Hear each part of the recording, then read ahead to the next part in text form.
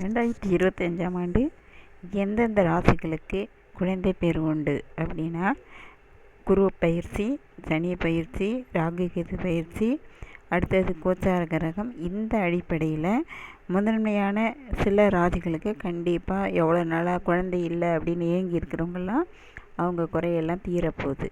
அது எந்தெந்த ராசினா, மேஷம், மிதுனம், கன்னி, துலாம், தனுசு, அடுத்தது மீன ராசி. ஏன்னா 7 சனி இருக்கும்போது தான் ஒருத்தருக்கு குழந்தை பிறக்கிறது, கல்யாணம் நடக்கிறது, வீடு கட்டுறது.